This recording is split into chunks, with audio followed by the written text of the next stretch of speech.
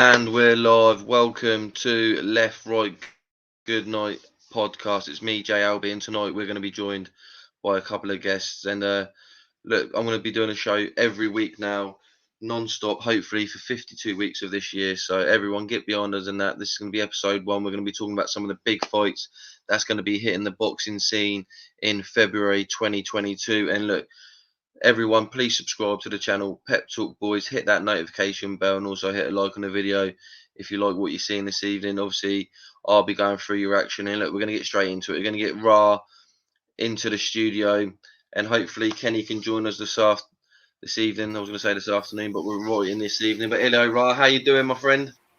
Evening, Joe. Delighted to be here. Gave up my Friday evening, my Friday night out, because I love you guys so much. I'd rather be here with you than out living it up. So, yeah. No, appreciate it. Appreciate it. And look, there's been a lot of boxing news the last couple of days. I know you done a show with Kenny and Joe a couple of days ago about 2021, and it was a great show. So if you haven't checked it, people, go ahead, go back a couple of days and check it out. But some big boxing news, and I don't know if you've seen it today. Obviously, DAZN dropped a big bomb in the boxing world, and some great shows. I really did enjoy seeing what Eddie had to throw our way earlier, and we'll get straight into that, Ra. And because look, boxing's dry January. It's a dry January. Like people, they had a heavy Christmas, and boxing's just going to be dry, like everyone's drinking habits for January. But look, we had a great fight January the 1st. I enjoyed the Luis Ortiz versus Charles Martin.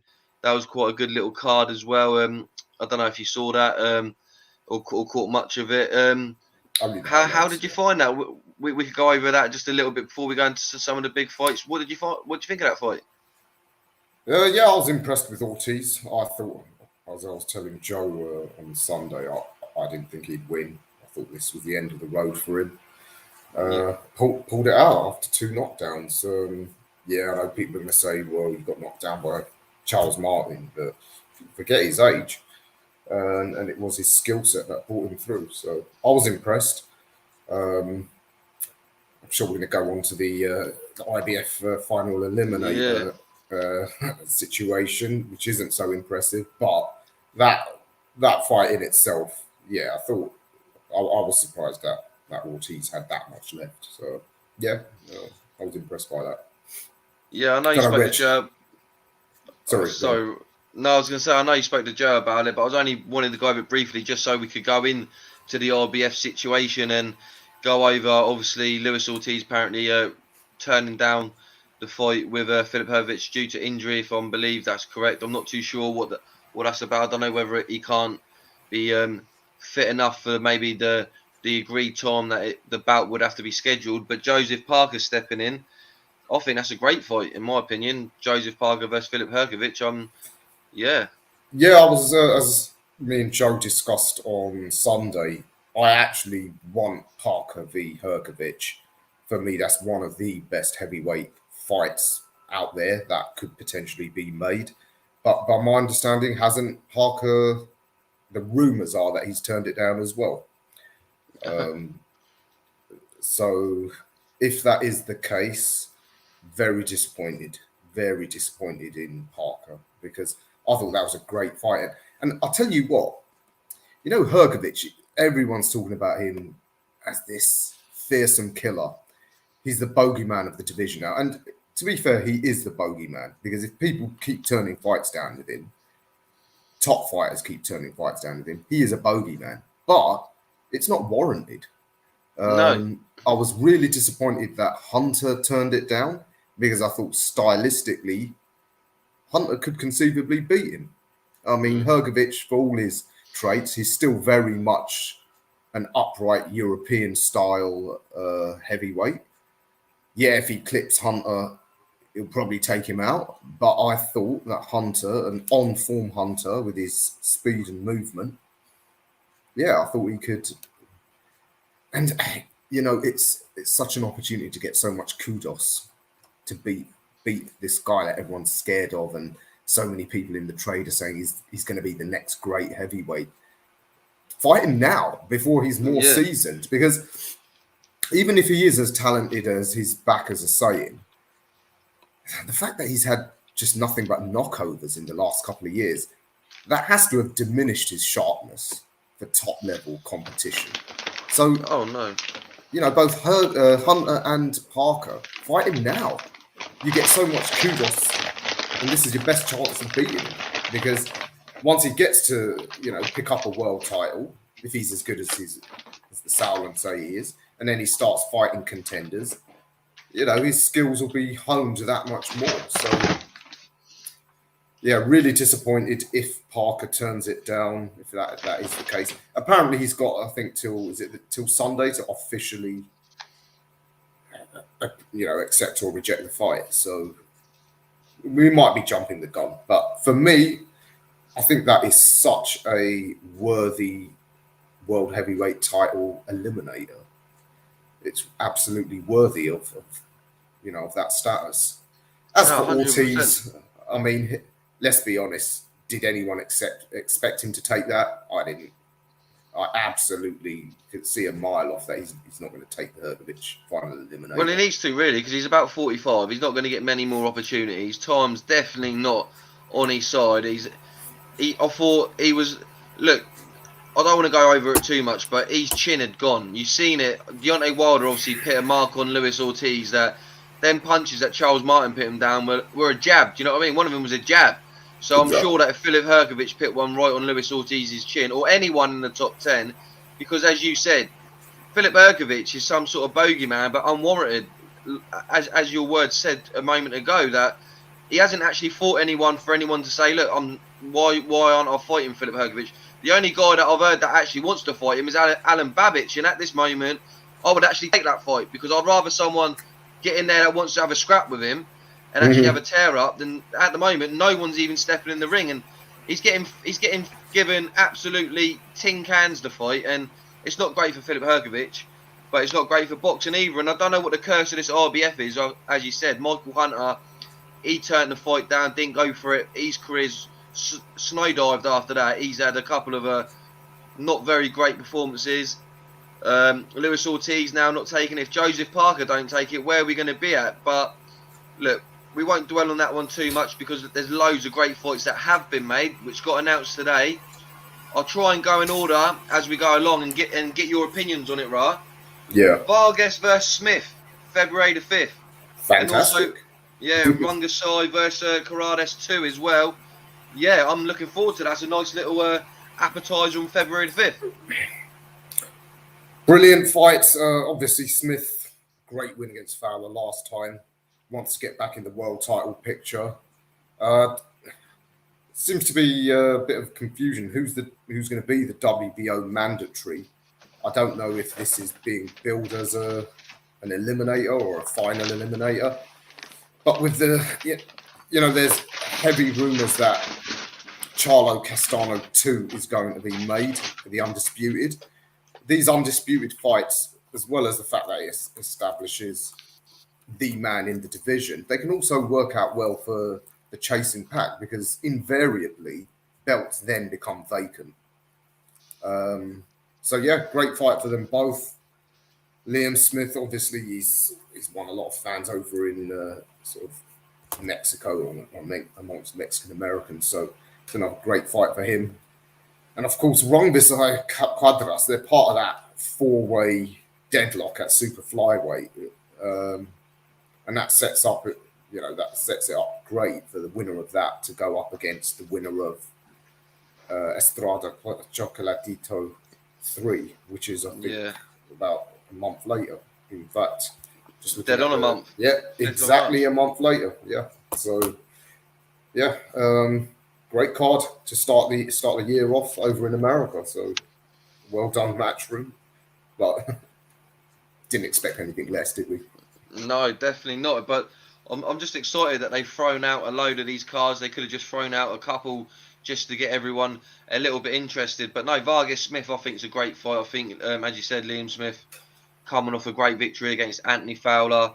And obviously, Vargas is still a big name up there. And I think the winner of that could maybe get a title eliminator or a world title shot after that. And as you say, Rungasai versus Corrales 2, obviously going to look at getting the winner of Estrada and Chocolatito as well. So the zone got a lot of fighters and a lot of people in their stable now where they can tee up these cards that lead up to future cards into the future. So, yeah, props to Eddie Hearn and DAZN. And going into the 12th of February, Danny Jacobs coming to the UK, right? That's a great thing for UK fight fans. And also John Ryder, obviously not fought for a little while. Unlucky to get that defeat to Callum Smith. Looked great recently in the previous fights before that. So it's a great opportunity for John Ryder and see Danny Jacobs on these shores. What are you feeling about that one? Very happy with that. Again, probably positioning the winner for a crack at one of those vacated belts that will invariably appear when Canelo decides he's had enough of them later on in the year. I was a bit concerned when I heard talk of Ryder getting thrown to Bivol up at light heavyweight, and I thought, the guy deserves better after his performance against Callum Smith. He deserves another tilt at the world title. Yeah. And I'm hoping again that this will be some sort of final eliminator. I mean, it's worthy of it. One ex-world champion at the weight class below, and one very apt former world title challenger. So, yeah, very good. I'll tell you what, I'm annoyed by the fact that it's on the 12th because I'm actually covering a small hall show for TM14 Promotions. Just getting that plug in there. Yeah, you might have seen some of my interviews with some of the fighters that are going to be on that show. It's a bit annoyed that it's on the same day and in Alexandra Palace, no less, which is obviously local to me, being a North London boy. Probably close to where Kenny is, but yeah. But yeah, so a bit annoyed that it's in the same week. Could have done with that being the week after, but no, yeah, but sometimes business calls and work calls. So look, you'll be able to catch up. So, and DAZN ain't going to leave you short for the rest of the month either, because also on the 12th, I think Johnny Fisher's been announced he'll be on there. Be interesting to see who he'll be fighting. I'm sure there'll be some great fights on the undercard. But then on February the 27th, we've got a Coley, and if you can pronounce his opponent's name, I'll probably struggle. I think I've heard it pronounced as Cieslak. Yeah, Cieslak. That's what I was going to go with. Don't get butter. You know, your language is hard for us English speakers. So, yeah, I have to say, somewhat disappointed because there was so much talk of a Bradis or Gulamarian unification. But don't get me wrong, don't get it twisted. Cieslak, he is genuine world level. This isn't a knockover, so it is a dangerous fight. So just because of the talk of potentially us seeing Bradis over here, maybe because of that, I'm feeling somewhat underwhelmed by it. But as a fight, I'm sure on the night, I'm sure it will be quite a fight. So yeah, and let's see what the card brings. I've noticed they've not got a venue for that, so I have to imagine it'll be in London. Yeah. Or maybe are they holding off to wait for the board's decision? I mean, the board haven't officially said we're definitely allowing things to restart in February, so maybe they're holding off for that reason. Eddie Hearn, I think he did say recently that he's going to have contingencies. Hey! You two. Someone's smiling. I wonder why. Yeah, you two. Look, everyone in the chat. Kenny's here, and it's a North London rival between Kenny and Ra. Keep it above the belt. And if I say break, gents, let's break, and we have a nice clean debate, yeah? No, I've been listening, but, you know, I just want to say that I do not believe for 1 minute that Hugh Ming's song is going to be unfit for the North London Derby. I expect him to play next week. So I'm immensely worried about that prospect because I rate the guy really highly. I see him as Spurs' best player rather than Kane, because he always does well against Arsenal. Oh, that's quite a claim. Yeah, we'll see if the game goes ahead. Anything can change in football at the moment. Oh, the game will go ahead. The way you will go ahead, you know. I think, unless there's no goalkeepers in each team, the game goes ahead. All you need is one goalkeeper, a reserve goalkeeper. You play. Simple. You know what I mean? Do what they did in the Sunday League days. Of course. The crappiest player on pitch has to go in goal. Yeah. Well, yeah. Something like that. Anyway. So Kenny, you heard the news? The Zones dropped some big fights for the February and March. As we speak, I've got it right in front of me. I've got the first one on the 5th of. I've got Vargas versus Liam Smith. I've got Daniel Jacobs, against John Ryder of Islington, who a lot of people believed, probably was a lot closer in his, like I said, his title fight with Callum Smith. Some people even thought he might have got over the line. So that's a good fight. They've got Jaime Mangula versus Demetrius Ballard on the 19th. Clash with Brook versus Khan on that day. Yeah. And then we got 27th, we got Okolie of Stoke Newington Hackney against Michael, Shislak. So basically, January is a free month. Yeah. In terms of any fights, on the Zone, or I don't know what's happening with them. The worst thing is the one big fight involving a British fighter, Callum Johnson, got hit by the Rona. He's had to pull out of the Joseph. Yeah.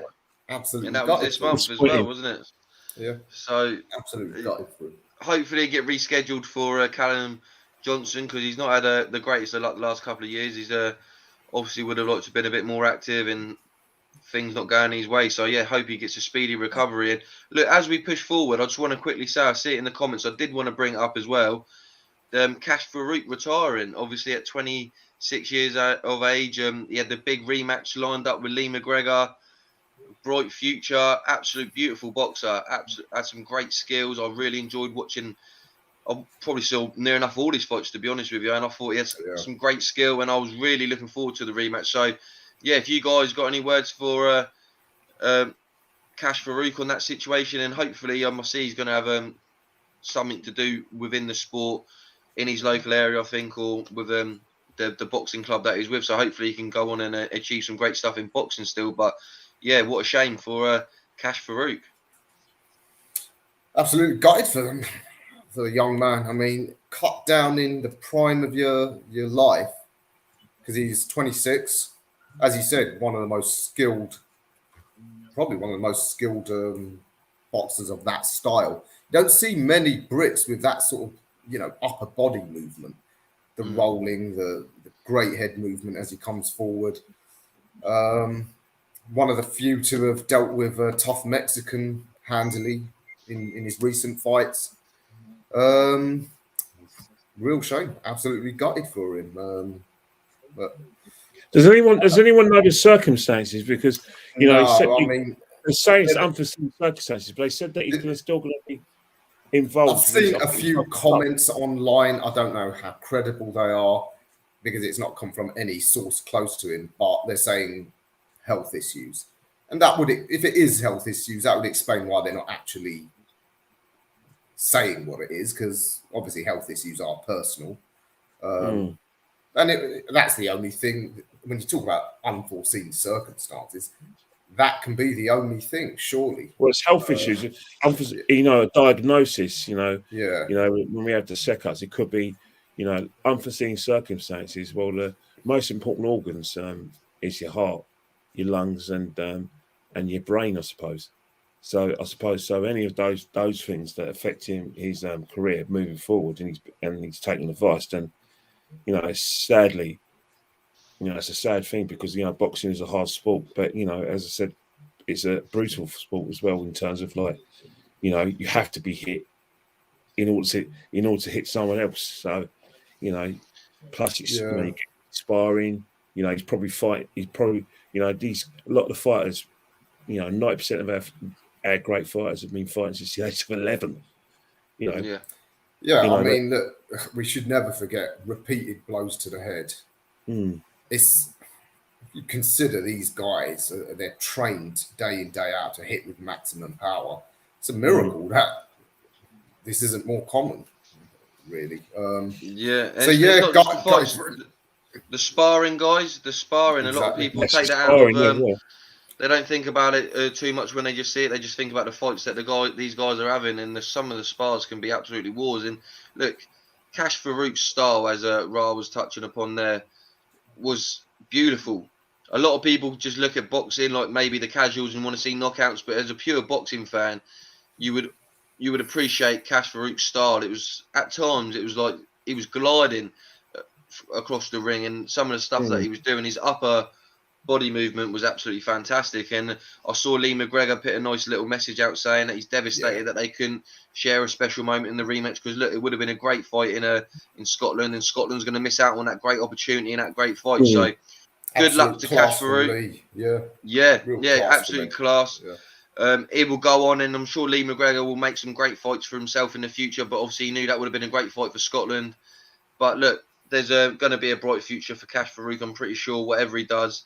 And the sport's brutal, and look, let's not forget about it. But we love this sport for the way that it is, the brutality of it. We are sick individuals. Let's be real. We watch two men and women get into the ring and just give it all they've got. And at times, sometimes these situations happen. We don't know if it is health issues. We could probably guess that it could be that. But whatever it is, Cash Farouk, we wish you the best of luck here.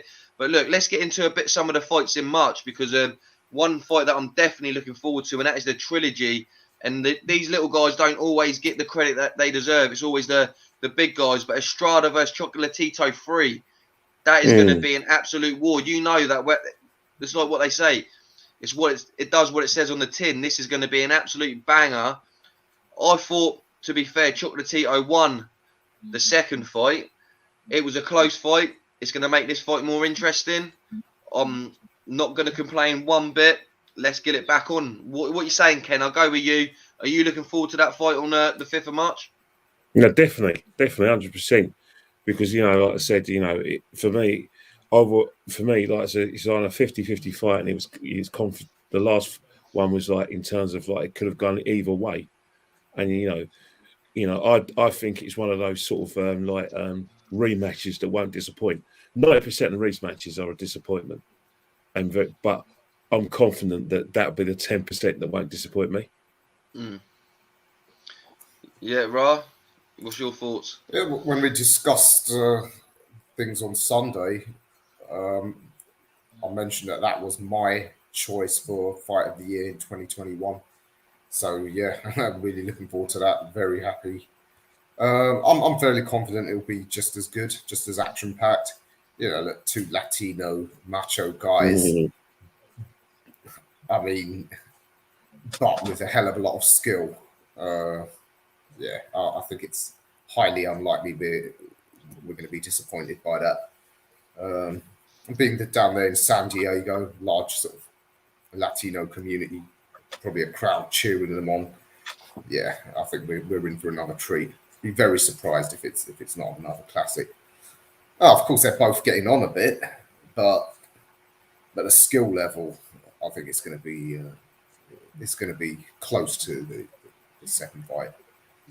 So yeah, really it's going to be a banger. It's going to be a banger. We know that, for no doubts about it. Estrada versus Chocolatito 3, 5th of March, San Diego. That is a day that I'll definitely be looking forward to. And then we're going into the 12th of March. We got it in Nottingham, the Motor Point Arena. Lee Wood versus Mick Conlon. Look, I think Conlon is a great fighter.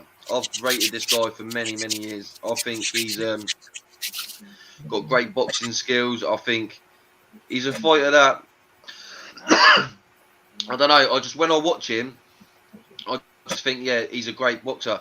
I don't know what it is. There's nothing that I'd say spectacular about him, but he's got a great. It's the package I'd go for. He has a great fan base. Ireland get behind their boxers. He's got the great story behind him from the Olympics, and I just think that mix that with his boxing skill as well, you get a great package there in Mick Conlon. And I think Lee Wood, we've seen him come up trumps in his last fight to become world champion. I know a lot of people say it's the regular world title or whatever. but he went in there. He beat the guy that everyone was saying was one of the best in the division, being lined up for Josh Warrington. I think this is a great fight. Ra, we'll go with you this time. What's your thoughts on this then? Yeah, great. I'm not convinced by Conlon at all. As I disagree on that, in that I think, yeah, he's very skilled, but still comes very much with his amateur traits. Now, there's been some really good, in fact, even great fighters who've been like that, who've carried their amateur traits, long into their careers. But the Adam Booth style, I don't know whether that's working for him. Because Booth, he does best with fighters who are really explosive. David Haye was probably his best protege in that sense. Low volume, highly explosive. I think G-Man Boxing, he talked about this, how Booth, when he took on George Groves, he really wanted him to reduce his volume and try and win rounds, throwing as minimal amount of punches as possible. Someone like Haye was brilliant at that. Didn't throw many punches. Ones he did throw, highly effective. I mean, they'll really hurt you. And I don't think that works for Conlon. I don't think he's explosive. He ain't a puncher. So someone who is a puncher is Lee Wood, as Ben Davison's really brought out of him. Lee Wood actually was my choice for most improved fighter. This is a guy that a year ago people were saying probably just British level, and here he is at the end of 2021. Yeah, I know the whole thing around the WBA regular. I mean, I remember I interviewed him. Check it out on the Boxing Voice if you want to see that at the Taylor Catterall presser, and I mentioned about how Galahad had a little dig at him, saying he's not the real champ, but arguably Wood was a more legit world champion, even though it was only the WBA regular, because Zhu was a world level operator, and he beat him conclusively.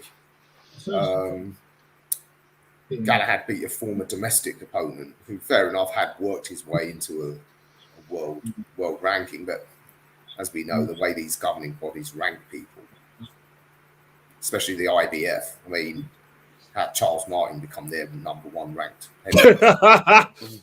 So anyway, I mean, yeah, Lee Wood in front of his home fans, I think he'll catch up to Conlon. I think Conlon might be ahead on the scorecards. He might look good early, but I think Lee Wood will catch up with him and get him out there. Great fight. Good to see Nottingham get another star again, and always good to see some, these guys that have come up the hard way, didn't have the sort of stellar amateur career, the Olympics and the fanfare, and worked his way up. Bit like Maxie Hughes. Really heartwarming, and I'm going to be cheering Lee Wood on, and let's see. Let's hope Hearn has a good card all round for that, because we haven't yet seen much of the undercards for any of these fights. So. No, that's true, but I'm sure that DAZN will pick a few good fights. There's a lot of fighters DAZN's got at the moment, so I'm sure Eddie will pick up where he left off last year and give us some bangers. But yeah, Ken, do you agree with Ra there? With your thoughts on Mick Conlon, and do you think Wood will have too much power for him in the end and catch up with him later on in the fight? Well, I think what's happened, when he fought Shan, it wasn't so much his power that I was impressed with. It's the pressure he put him under, constant pressure. Because when I was watching Shan, I don't think he was like ready for that constant sort of like, it was kind of a Josh Warrington kind of style, like pressure, and kind of wearing down his fighters. And it's quite a style, because one of the things Ra mentioned was about the Adam Booth style, and I think one of Adam Booth's buzzwords: don't get greedy. Like when George Groves, when he used to, like I said, be George Groves' trainer. One of the things he said: you got greedy there. He used to always say that about David Haye, and then one of his criticisms of George Groves when he fought Carl Froch, when George Groves was trying to take his head off, George got greedy. And I think that's the thing with Alan Booth as well, is that he's going to say, right, conserve your energy, explosive, but getting in there, what they say, Adam Smooth Booth. But it's like a bit of a contrast because Lee Wood, pressure fighter, in your face, boom, boom, boom. So it's one of those things where it's going to be like an energy fight. And I think that Conlon, if he does get Lee Wood hurt, I would advise him to, like I said, mate, take him out, because if you do the Adam Booth style, like don't get too greedy, and what will happen? Pressure fighter, will get hurt, but it'll still come at you, and that could really sway the judges. That could be a difference between Conlon taking him out or losing on points unanimously because of the come forward, the pressure that I think Lee would put under him. If he fights like he did against Su Chang, then that is going to be like his something I think will stand him in good stead, because you're right in terms of Adam Booth fighters. I think don't be too greedy style. It's not going out of fashion, but it's not quite like the Winkerback style that I detest with passion. But it's getting. I hate the Winkerback style. Well, it could be like the. Sorry to cut you in there. I was going to say it could end up being similar to the Josh Kelly David Avanesian fight on the styles of obviously Mick Conlon, more like say Josh Kelly style, the amateur style, and then you got Avanesian, it's a big puncher, come forward, aggressive type fighter like Lee Wood. So you could see that sort of tactic play out in this fight.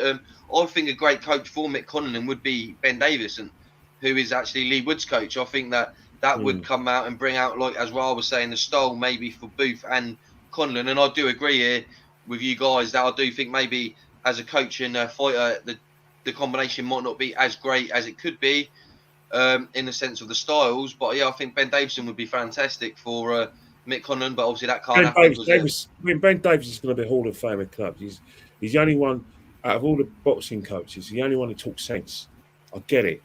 I feel like he's describing the things that I used to always look out for in boxing. I think, I like this guy. I really do like him. He's my he's like one of my top coaches. He's only a youth as well. He's back 29, 30. Thanks, Uncle Phil. But but you know what I mean? No, he's a great coach, fantastic coach, and I totally agree with you there, Ken. But look, it's going to be a great fight, and like Ra was saying, I want to see what the undercards are throwing our way, because hopefully there are going to be some great female fights on all of these undercards that we've mentioned so far, and obviously I hope this will be. Shannon Courtney's not on any of them. No Shannon Courtney. Ken. Look, it's 2022. Let's go in nice and easy. Let's just break into the year. Not on her, mate. I know. All right, well, she ain't got a fight announced yet, Ken. Ken, I said, Ken, tonight, let's keep it nice and tidy. I'm going to keep it nice, but her, I'm not having it. I'm not convinced by her at all. But then again, the kind of sport in British women's boxing isn't high enough for me. Yeah, well, look, we'll see when she comes back, Ken. It's always a great, interesting chat, and we'll see who she will be lining up against. But look, I hope there's going to be some great British domestic clashes on these undercards. Hopefully some good European fights as well. And you never know, we might get a couple of good world level title eliminator fights as well. But look, we're going to go into the 19th of March. And we've got my guy from the South Coast, Michael McKinson, the problem. And look, he's going in against look, you got to say he's got some nuts going into this fight. Obviously, high on confidence, unbeaten fighter, been signed up by Matchroom on DAZN. And we're talking about boxing skills with Cash Farouk. Look, Mikey McKinson's come out of nowhere, and he's got some great skills. He's come out, and not a lot of people knew about him. Maybe a few hardcore fans. Fast track. Typical when he earned fast track in his fighters. Well, Ken, we'll let you let rip in this in a moment. But Virgil Ortiz Jr., what a fighter this guy is. This guy is a beast. And look, I'm really looking forward to this fight just due to the styles. I'm not going to throw my prediction out there just yet, but look, Ken, you were purring to go for it. Let us know your thoughts on this fight, then, and then Ra will step in, and we'll hear from you straight after. I do admire Mark Kingston, because like I do like that kind of He's like a bumblebee when he fights. And I was from his fight with Chris Congo. It's like the guy didn't know what was going on. He goes in and out. Benjamin. In and out. Naughty Benjamin. It was like before we knew it, half the fight had gone. He's like that. And I do like that style, but I look at it and I think of Virgil Ortiz, and it's a massive, massive step up. But if he can kind of sort of get over the line, which I think personally is unlikely. I think it's going to be like a good experience for Michael, and I think that you know he'll kit himself well. But I just think that it's too early for him, and I think there's a level where I think that Ortiz would be. It could be like it could end any time from round 6 for me. Oh, big statement there from Ken. Well, are you on the same lines, or are you going to get beyond the UK fighter and maybe give him a bit more of an opportunity? I'm well behind Michael McKinson. I accept he ain't the most entertaining of fighters. But as he's pointed out himself, look at the records of his fighters. He's had hardly any knockovers. I mean, he's fought a lot of unbeaten fighters. And style-wise, has Ortiz come up against a tricky boxer yet?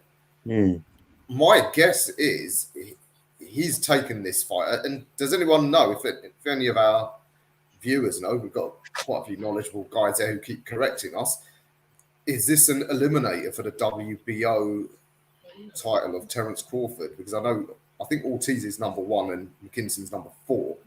If it's a final eliminator, because the WBC ordered Ortiz v. Avanesian, and apparently Ortiz turned that down, which kind of vindicates Hearn turning the fight down for Ben, considering Ben's less experienced. So Ortiz, if that is the case, and he thinks, McKinson, this guy hasn't got many knockouts on his record, he's a Brit, us Mexicans are knocking them over for fun, he could be in for a rude awakening style-wise.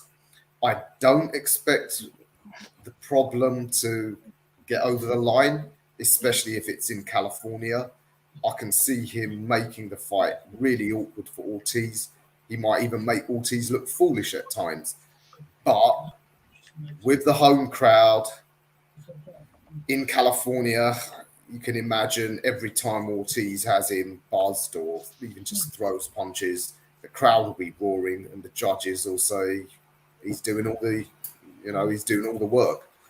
But I can see McKinson making it very, very difficult night's work for Ortiz. Not necessarily physically, because he ain't a puncher, but a frustrating night's work. But I would have to say Ortiz will get the decision. But unfortunately, Michael, because he's high risk, low reward, he's got to take these chances. In a way, someone like Conor Benn doesn't need to. So, yeah, no, I totally agree with that. But look, what happens? Look, I'll go into some of the comments. You've got Uncle Phil there saying that he thinks Virgil round 4 by stoppage. There's levels to this game. Cheers, Uncle Phil, for getting involved, and everyone getting involved. As I always say, please subscribe to the channel, hit that notification bell, and like the video. We got 2 boxing nuts with us tonight. We've got Ra and Kenny Ken, the favourites of the show, and that. And look, it's always great to speak to him. We've got the neutral corner boxing saying, I think the problem will give a problem to Virgil, but he might get robbed. So he's saying that he thinks that maybe, as Ra Conor was saying, could be a frustrating night. I'm going to say, let's just throw it out there, because look, anything can happen in boxing. I know Virgil Ortiz is going to go in as an absolute massive favourite. I'm going for the homegrown fight. I'm going for my South Coast boy. I'm going to go with Mikey. Not saying that he's going to win, but I'm going to support him to the fullest that I can support him in that. Because look, if he beats Virgil Ortiz Jr., that is a statement. Let's get it right. Just imagine if he won. What statement does that put in the division when you've got people like Conor Benn flying the flag for the UK? McKinson's saying, look, give me this opportunity, because he knows if he rolls this dice and it comes off trumps for him, look, this guy's going to be right up there, as you say, Ryan, maybe for a title eliminator or getting a world title shot straight off the bat of this. or a big money fight in the UK against Conor Benn for the #1 spot, which would make sense for Eddie Hearn. It gets him in a better position, because what Eddie Hearn could possibly do is say, look, McKinson's, what is he, 19-0, 20-0, something like that. We'll throw him in with the lion, the other lion in the division, which is Virgil Ortiz Jr. We'll throw him in there. Worst case scenario is McKinson wins, and then I can get a big fight for Conor Benn against McKinson, who's known as, even if he beats Ortiz Jr., to Eddie Hearn, he's still going to be a less of a risk than if Conor Benn was fighting Ortiz Jr. right now, and he gets Conor Benn in a really good position without having too much of a high risk. Do you see what I'm kind of saying there? I think you're giving... Sorry, go on, Ken. Sorry, Rod. The reason why I'm laughing is that every time I think of McKinson, I think of Chris Congo. I don't know whether I was half asleep or because I was watching something. Am I hearing this right? That Chris Congo wants a piece of Conor Benn, or is it my imagination? Yeah, of course it would. Yeah, because I heard something. Did you hear it this week? Or is it? He's because he's signed up by Sky and Boxer, so he's gonna want the big fights. Yeah, because I know he said something about wanting a piece of Conor Benn, and I hear about David Avanesian as well, and everyone's talking about. I know what you said, Rob. Conor Benn doesn't need to, and I respect that. I get it, because at the end of the day, there's a clear path for him, where like carefully managed fights, where all that very low risk. High reward that he carries on doing what he's doing.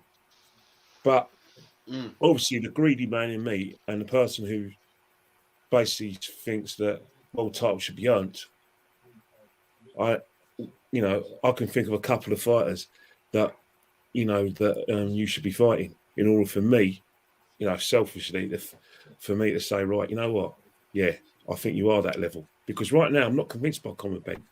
Because as I said to you, Rob, about a few days ago, it's all well and good fighting all these fighters, but he's fighting all these fighters have got experience at world level. Yeah, losing at world level, getting live fighting, but Eddie won't do it. He won't. This is the thing. What you said, Jay. I think you're giving Eddie too much credit in terms of what he thinks about the sport, or what he wants to do for the sport. I think first and foremost, he's worried about marketing. If McKinson pulls this off, or even if he puts on a really good showing, which proves his world level,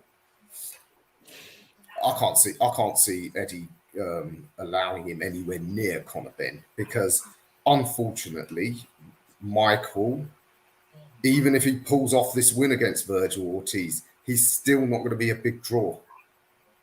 Because you're not looking that rises him up with a big win against Virgil Ortiz Jr. I'm not saying to superstardom, but just his stock got to go up there. Surely his stock will go up, but only amongst the boxing fans. Conor Benn has got casual appeal, and that is something that, I mean, that's where the money is made. We were talking about this on Sunday, weren't we, Ken? The real money is made because of the mass of casual fans. Hardcore boxing fans will be really impressed if he pulls this off. But remember, here in the UK, who knows Virgil Ortiz? Yeah. It don't matter how good Virgil Ortiz is. Here in the UK, nobody knows him. Other than us. When they just won that ranking, though, wouldn't Eddie just want Conor Benn getting that high ranking? But this is the thing. If McKinson can beat Ortiz, you can bet your life he can beat the brakes off Benn. Well, just styles make fights, and you could say Conor Benn's pretty similar to Ortiz Jr. in the they're both ways pressure aggressive fighters and punchers. If McKinson can beat Ortiz, who's got a really good amateur pedigree, then he can beat Benn easier. That's how that's the judgment I would be making as a matchmaker.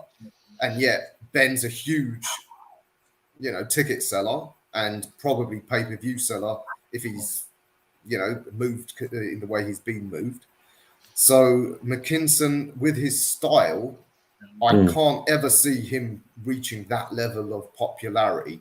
Although maybe in Portsmouth, I mean, I'm sure he could fill out Fratton Park. Yeah. So, yeah, it's. I mean, McKinson. Is he even under contract with Eddie? I thought it was just. I think he is with Matchroom. I'm pretty sure. I don't He's know how long the deal is. Matchroom. I know he's I know he is with Matchroom and DAZN. So I don't know what the length of the deal is, but I'm sure. But it's not a long-term thing. I think it might only be the 3 fights, and this will be the 3rd of them. Now, so let's see where he goes after this. I've got a feeling that MTK might take the approach that Avanesian's manager, Neil Marsh, did. He did an interview. He said, look, I realised that Matchroom just wanted Avanesian to be fed to his stars, and when he didn't play his role, i.e. by stopping Josh Kelly, we found the opportunities dry up. And that's in the arm for you, and that's why I want his influence on British boxing to be reduced. I'm not having this. Who's that? I'm not having it. I'm not this because the other day there were so many really decent matchups, and opportunities for British fighters, and there's a lot of people who stuck 2 fingers up to Eddie Hearn and thanked the Lord for Ben Shalom and went to Sky because of what happened during lockdown when there was a lot of inactivity, and a lot of that was down to Hearn and now in his rosters. So I don't blame boxers for like MTK managers for saying the same thing. Eddie Hearn at the moment needs to be very, very careful, because I'll tell you one thing, he will lose his grip on British boxing. And then once he loses his grip on British boxing, he won't be able to sell himself as his big matchmaker in the USA. It'll be his own fault. Seriously, stop protecting your fighters. Stop bigging them up to what they're not, all right? Because I know what they're going to do with Conor Ben. The same thing they did with my good Matt, the guy that I love a lot, Anthony Joshua. Basically, give him a buy to a world title. Don't do it, Eddie. Don't do it. Don't do it. Yeah, you heard the words there. So he could, so we can see how good he is, and it'll make him a better fighter. Neutral Corners made a good point. He's saying Eddie's throwing Miles under the bus. I presume he meant Michael McKinson. I think that's a typo. Eddie will throw fighters like McKinson who aren't easily marketable under the bus. Someone who's very well marketable like Conor isn't going to be thrown to anyone under any buses. He's going to be absolutely protected. Listen, I'm not digging out Eddie Hearn. I don't think any of the other promoters are any different when they get a highly marketable asset. I think they're all going to protect Frank does it all the time. Frank does it. I mean, look, PBC are dreadful for that. I mean, look what they're doing with Tank and what they did with Wilder for years. That I very much doubt any of them are, any of them are any better. But yes, I agree that the problem you get is when one promoter has a disproportionate amount of power, like Hearn has had for a couple of years. It does enable them to get away with that a lot more. Why do you think he lost his contract at Sky? Why do you think Sky, like I said, why do you think the money kind of dry up? Like the budget he was getting, remember, he was like very, very good friends with Barney Francis, who was the ex-head of Sky Sports. But what was happening is that after Klitschko versus Joshua, Eddie wasn't delivering the goods. Hence the fact his budget was cut by Sky. Even when Francis was there, and the new head of Sky gave him a small back, and that's why he went to DAZN. So they give him this massive, massive budget. He needs to deliver. He really needs to deliver, because he's big boys now in the US. Look, Ken, if he loses a grip of British boxing and it goes downhill for Eddie Hearn, he's always got I'm a Celebrity. I'm sure he'll do pretty well on there eating some kangaroo nuts. He can go to darts, innit? No, I think Eddie Hearn would definitely do I'm a Celebrity. Don't you worry about that. He'll love a bit of that. Listen, these things go in cycles. Frank Warren had a few lean years and people kept saying, oh, he's finished. But look at him now. Quietly, he's got a crop of young fighters that are coming up. He's like McCann, McCann. Yeah, exactly. I mean, Anthony Yard's back in there, and obviously he's got Fury. He's well positioned. Isn't Dubois fighting Brian, isn't he? Yeah, Dubois number one. Well, they're the WBA regular, but I guess that can segue into the full challenge at the full title. And Joe Joyce is So he's got 2 mandatories to throw at the winner of AJ and Usyk. And Why don't Dubois step in and fight Philip Hrgovic? That'd be a fight. No one wants to. No one wants. He's getting arse protected, isn't he? Yeah, but I think like something that I agreed with what AJ said the other day. If he wanted to be like great and unbeaten, he'd fight crap fighters. Do you know what I mean? Sometimes you got to go in against the best, and sometimes you lose, and that's just sometimes what happens. And I'd rather have fighters have that mentality where, look, I know you want to be protected or whatnot, but look, take the risk, because sometimes the rewards could be so much sweeter, and I think it makes it better for the fight fans. It's better for the fighters. Their legacies get better, and I just think when you get these slip-ups that some fighters get in that, they wish they took the opportunities that they turned down maybe, and I think, you never want regret. So, look, we're going to go into the next fight, which is a world title fight. And Ken, Martinez versus Warrington 2. I'm just going to go into it a little bit before I let you guys take the lead. Look, I think this is a great opportunity for Warrington to get his title back. Really, I think Eddie earns it a stroke of genius by getting this fight. Obviously, he threw Martinez in there with Galahad, thinking Galahad was going to wipe the floor with Martinez. I know Martinez has been a great fighter over the years. I thought that he beat Zelfa Barrett when he fought Zelfa Barrett. I thought he gave a great account of himself. This guy's, how many resurrections has Kiko Martinez had? I remember years ago this guy fighting, and he looks the same as he did back then. He seems like he's been around forever. Do you see a repeat going into this fight, Warrington getting the victory, or do you think Martinez, with this late resurgence that he's had later in his career, obviously done a number on Kid Galahad, shown he's still got the power? How are you guys seeing this going? I think it's a great night's work for Josh Warrington. As much love and respect for Kiko Martinez, I think that guy's great. I just think this is going to be a night that in Leeds at the First Direct Arena, Josh Warrington's going to reclaim his title. We'll go with you, Ra. What are you saying for this one, man? Yeah, I would expect Warrington to be the favourite in this, but not a huge favourite. And I certainly wouldn't be shocked if he got knocked out again, because we've seen that his chin's been dented badly, so he can be knocked out. And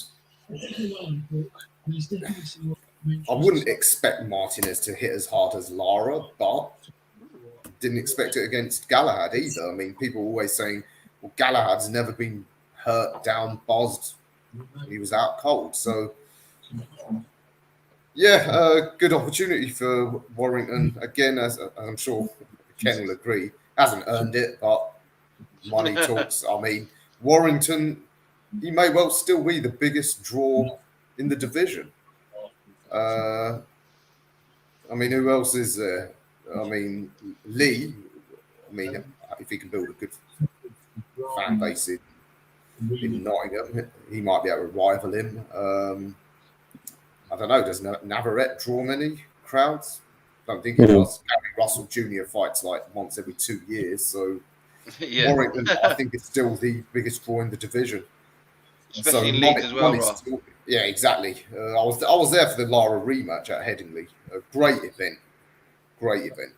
Until the clash of heads, but yeah. Some people say Lara might deserve this shot over Warrington, because Lara beat Warrington and then he had the same result as Warrington in the last fight. It was a draw. So yeah, he deserves it. But so you could say a bit, but as you say with Eddie and Kenny just mentioned it just then, it's obviously like the money. And look, I like Warrington, and Ross, as he says, his fan base, the arenas are always buzzing with Warrington. He's probably the biggest draw in the division. I won't argue with that.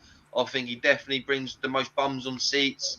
And look, as long as it's a good, entertaining fight, which I think it could be, I think Warrington will win by unanimous decision.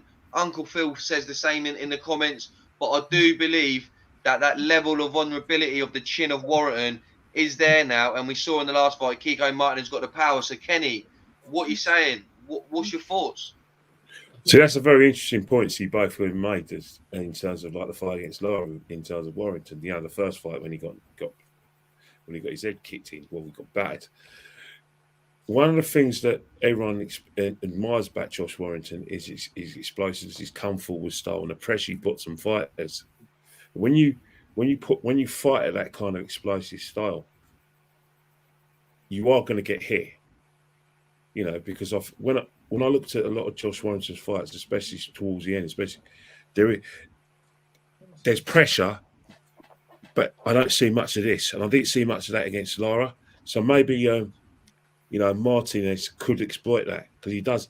He has. We know he's got power. However, as much as Martinez, got battered, Galahad. I just look at mileage on the clock, and I think if Josh Warrington can get the, like how to say it, the psychological, like I said, memories of Lara hitting him cleanly, then I think that kind of pressure will be too much for Martinez, because I think that is going to be Josh Warrington's best way to win the fight is through constant pressure. Because I just think that Martinez has got a lot of mileage to the clock. However, it's a very risky move if, like I said, if he's not moving his head and Martinez does catch him, because we now know Martinez is a good finisher or not. But I think boxing logic says that Martinez has had a lot of mileage. I don't think. Yeah, right. I mean, it is fascinating. I mean, Martinez is 35, so a high volume pressure fighter. What about his mentality, though? Who's that? Martinez? Yeah, Martinez's mentality. Because you think Martinez, he's got the world title. Now, is he good? His mentality has to be right. Is he going there to defend his world title as a privilege to go on better things, or is he going there thinking, "Well, bloody got this big payday here"? Is that big share of spoils?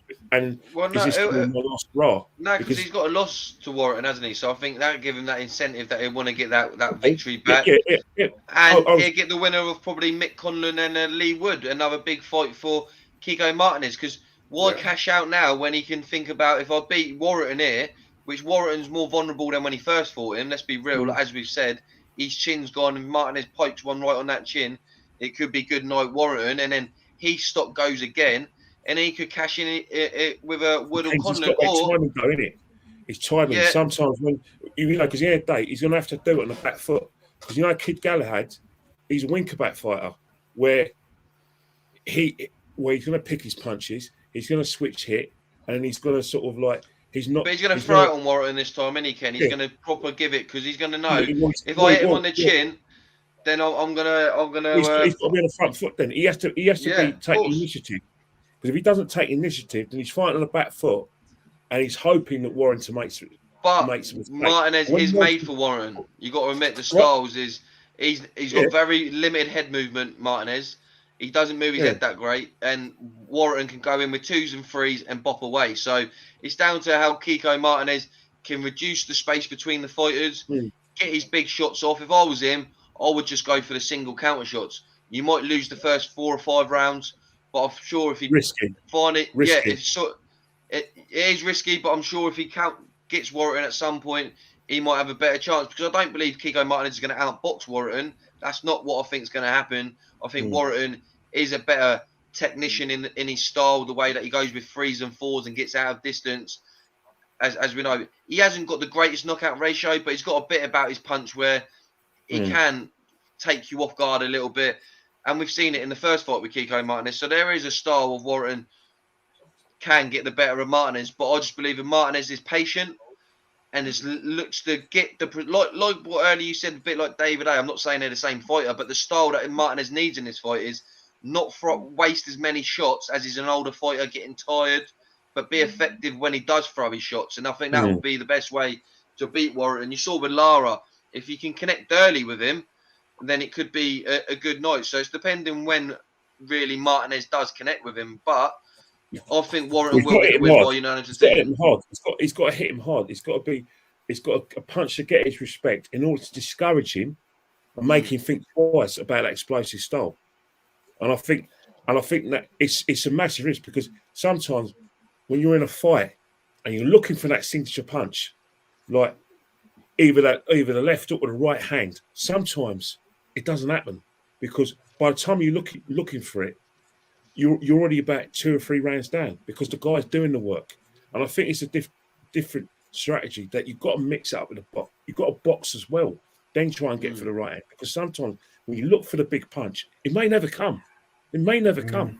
I've seen many big punchers who I believe have got limited ability, and before they know it, it's over. I mean, I'm going back years, but everyone talked about Jeff left hook Lacey against Joe Kazaki.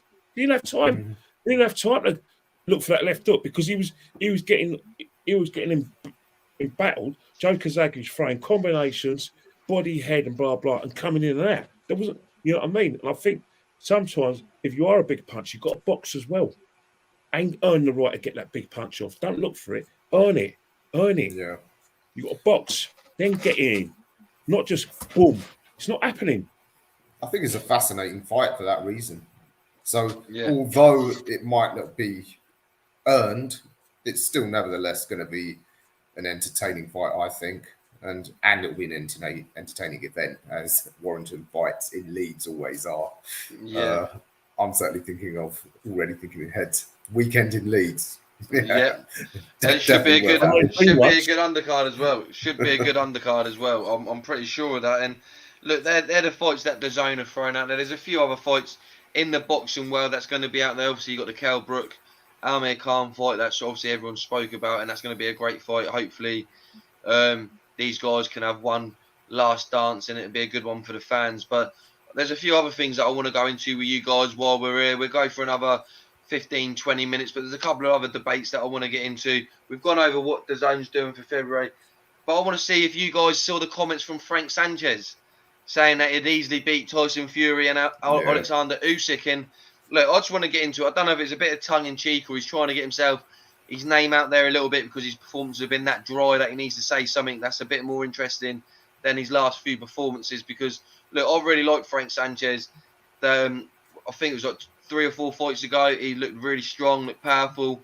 I know he's going up in levels, but I'm bored as I'm watching these fights. And I think if you want to be throwing statements out like that, you've got to be putting in some better performances than what you're putting in. I know he's slowly getting built, and Eddie Reynoso doing some great stuff in that stable. But for me, that was getting on a bit of disrespectful in some of them comments. I know fighters do say certain things, but come on. Do you believe Frank Sanchez truly believes that he would outclass Tyson Fury and Alexander Usyk, Kenny? Why should fighters like Tyson Fury and Alexander Usyk be revered? What they earned to be revered? They haven't earned anything. Tyson Fury is revered because of two fighters he's fought. Klitschko in 2015, which he fought very well, and Deontay Wilder. How many times has Tyson Fury been defending the belt? On many occasions, he hasn't. Usyk, beat. Yeah, but he was more talking about saying that he doesn't have boxing skills, and you got to. Let's break that. Tyson Fury, his skills are top level on boxing skills. Maybe not opponents, but his skills are up there. Yeah, but we're praising Usyk because he beat Joshua. But what I'm trying to say, in order for them to earn this reverence, which boxing people are giving, because I've never seen it before in my life. I don't think I saw Sugar Ray Leonard get all this reverence that Tyson Fury and Usyk getting. They haven't earned it. He's a competitor in that division. He's got a right to say, right, boom, call out and get my share of the pie. That's what boxing is about. It's the WWE. I'd rather him call out someone maybe like a Hrgovic or someone roundabout that's at his level at this moment and take these boys down and worry about your own business because he hasn't. He's not setting the heavyweight division on fire at the moment. Who's Hrgovic? He's nobody. Compared to these two, he should be calling out. They're the best, apparently. But he's 5 or 6 levels below that at the moment. So why don't you look at someone like a Dubois, someone like maybe a Michael Hunter, maybe someone along them lines. They've got a belts though. You go for the guy with the belts. You don't. Yeah, but Ken, even the number one contenders ain't even getting title shots at the moment because all the champions are tied up. I'm just saying, for someone like Frank Sanchez, who I think, look, he's a good solid fighter.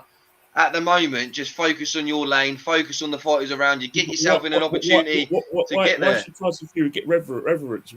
Why these two get reverence? It's called it's a competition. Usyk deserves all the credit, and for me personally, I think Fury does as well. I know everyone's different. Ken, you got your opinions. Usyk's an undisputed champion at cruiserweight, and now a unified heavyweight champion. So I think to say that their skills ain't great and that, I think it might have been tongue in cheek. And look, I'm just throwing it out there as a nice little friendly debate to get maybe some of the fans going and see your thoughts on that. But Frank Sanchez, who would you guys like to see him in there next? Let's just throw it out there, Ra. I like to see you as the scientist. I know everyone likes to throw the professor out there, but you break down fighters and fights really well. And I'd like to know, Frank Sanchez, where would you like to see him go next? To be honest, I haven't seen much of him. In terms of what his comments, I don't think he actually believes that. But I do agree with Ken that in a competitive sport, a personally competitive sport, yeah, you shouldn't be like holding your rivals in reverence if you've got aspirations to one day be there. Because Tyson Fury was talking shit about Klitschko years before he actually got the fight. A certain Cassius Clay was goading Sonny Liston long before he'd earned the fight. So much so that the critics of the time actually said, yeah, this clown Cassius Clay has talked his way into a title shot. Rest is history. But so no, I don't think contenders, even if they're way below, they should hold champions in reverence if they're going to be challenging them, especially when those champions are clearly still active and going to be around for a while. If they're like looking really old and you know they're sort of a fight or two away from retirement, you might be respectful then. But as Ken said, I mean, neither of them have done much to earn reverence. But you're right, he ain't nowhere near their level, and he hasn't earned a crack at them. And who should he go for? Again, Wilder. Why don't you go for Wilder? Yeah, isn't he with the PBC? So if he's with the PBC, he must know full well that they're not going to try and make that fight anytime soon. Why don't you call out fighters in that camp? Call out Helenius or well, like you said, Wilder. Yeah, why not? But my point was saying not the so fact they should hold him in such high esteem in that. My thought process is your performance was dry against Hammer. Let's be real. It wasn't great. You didn't set the world on fire. As a smart businessman, because these boxers are businessmen now, when you do a call out or you say something, do something that's going to put your stock up high next. He ain't going to fight Usyk next. He ain't going to fight Fury. Right, you hit the nail on the head. That ain't going to happen. What would have been a statement is you say, look, Deontay Wilder, I'll take you out next. He was former world champion. And look, Uncle Phil he's there. He's look, big up Uncle Phil in the chat right here. Frank went the distance with Hammer in the last fight. Frank is Huey Fury level. Any fool can call people out. And look, that's correct. But I was saying it's a bit like chess. He should have played his move where he could have been going in a direction of fighting someone. Frank Sanchez should have gone in for Filip Hrgovic. You win that, you're number one for the IBF, mate. I'm just saying, just be a little bit more acute. If you're not going to set the boxing world on fire with your performance, at least say something that, yeah, the fans might be talking about it a little bit, but they're thinking, you're a bit stupid, Sanchez. Why are you saying this about Fury and Usyk? But if he said, look, I want Wilder next, I want an Andy Ruiz next, I want a Helenius, someone like you said there, Ra, then you'd say, all right, I'm up for seeing a bit of that. Come on, Frank, let's see what you got against one of these boys, because it's more likely going to happen. The fans are going to get behind it because they can look, it could happen. Because that's the thing. When you get someone calling out someone they're not going to fight, that's when the fans lose interest. Yeah, like, that ain't going to happen. You just piss people off. Or do what Michael McKinson has done. Don't talk too much shit, but then just step in with some really dangerous guy that no one else wants to fight. Like you said, Hrgovic would have been perfect. Because out and about, look, as you're saying, Fury ain't done much, or Usyk ain't done much. We touched about it earlier. El Animal, he ain't done anything. Not that I'm discrediting him, but he hasn't fought anyone to the level where this guy's like the most feared heavyweight in boxing history. The people are treating this as like Deontay Wilder prime. 38 fights, 38 knockouts. This guy is destroying everybody. And I can't see it at the moment because no disrespect to Philip, he ain't had no one in front of him that's going to be worthy of taking him to a good hard 10 rounds or even a 12-round fight. He's fighting tin cans, and that's because he's that frustrated that Cali's just got to throw anyone in there. Any poor fella, they're like, The geezer down the pub on a Friday. You want to fight tomorrow night? Yeah, get in with my man Philip. And they take a beating for a couple of rounds, and it ain't their fault. They can only do what they got to do. But surely this guy ain't. There's been very few heavyweights that have gone unbeaten. It's Rocky Marciano. Is he the only one? I know it's going back years. So no heavyweight. Yeah, he was a small guy. He's probably a middleweight. Yeah. But what I'm saying is there's been no heavyweight that's been indestructible. Even the great Mike Tyson, Muhammad Ali, Joe Frazier, Lennox Lewis, David Haye, Klitschko. Some people think Tyson Fury and Usyk could be the ones who can go and defeat him. But their careers, as Ross said, these are active fighters who's still going to be around a bit. There's still time for their stories to change. Not the crystal ball, though, innit? But what I'm just going on previous fighters. There's not very many unbeaten heavyweights. So to say this guy is the most feared guy that no one wants to fight him, Michael Hunter, the bounty, he got scared. He's meant to be He's meant to be looking for the bounty. He's meant to be looking for these opponents. He ran scared of that one. He didn't want that smoke. Luis Ortiz. Is this guy really injured, or is he just old and he don't want to get involved with that? You don't know. Joseph Parker's apparently meant to be turning that fight down. Why? I do not know. That's ridiculous. I don't know. But Ken, do you see him being a feared hit? Why is he so feared? Well, what's the credentials for this? Size. So but these heavyweights are all big, though, aren't they? The only guy who wants Filip Hrgovic is the savage Babic. He wants to go in there. But the thing about it is that you're looking at size, and one thing is right is that one thing is that you're looking at his size. You're assuming, and like obviously you sparred him, so you know he's got some sort of power. But one thing is the reach advantage. You know, the maths exam, innit? You know, some heavyweights. There's some skilled heavyweights who think, you know what, he's gonna have to hit me down. But others, who are probably about 6'6", 6'5", 6'7", they don't want that. They don't want that all night. Or someone going boom, boom, and being able to hit them hard from distance, not in close, but distance. They don't want to be. Look, there's nothing more damaging than getting your head jabbed off. I mean, how many times has poor old Derek Chisora had that against big guys? Yeah, but a lot of these heavyweights are big though, Ken. You look at it. You got Luis Ortiz ain't that small. He's got a good jab on him. He's a southpaw.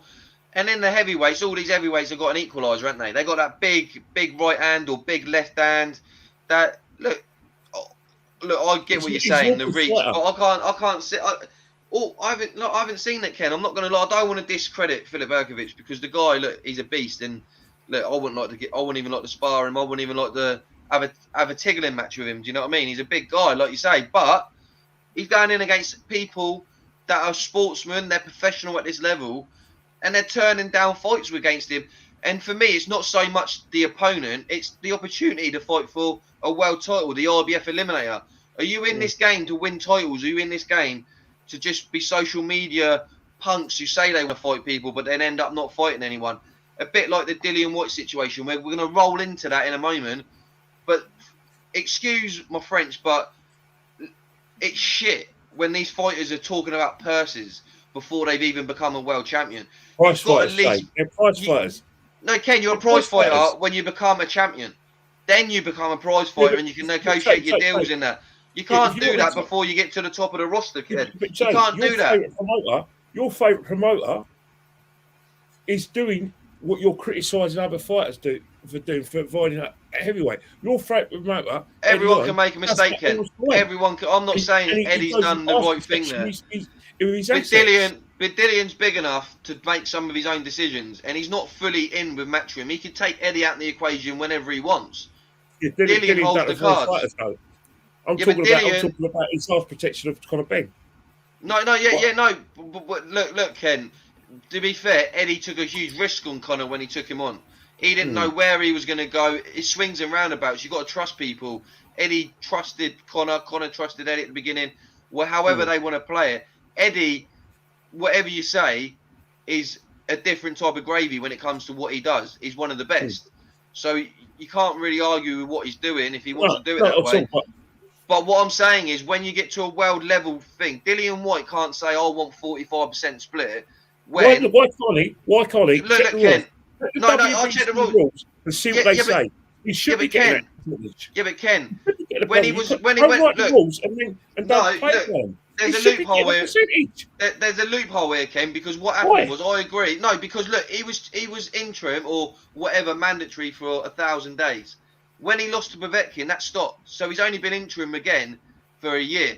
Because let's be What? real, That doesn't say he that. put Does up. that say that in the rules? Does that say it in the rule book, or is Yeah, it yeah, but Ken. Suleiman decided to remove the goalposts? Because I need Yeah, to but see the rules again. yeah, 'Cause but it Eddie doesn't. said I don't think it says Eddie's that in the biggest rules. factor. Eddie's biggest factor was the length that Dillian White had been mandatory. He deserved a bigger share of the split. Eddie kept saying that, and I totally agree. But when he lost to Povetkin, No, Jay, because Povetkin he then was lost the to, new mandatory. so he lost to Povetkin. He got his interim title back. That means he loses money. I didn't see that. No. I'm not saying it's fair. You got to do it how there would be a loophole. Frank Warren and that will say, look, he's only been interim since January of 2021 because he lost.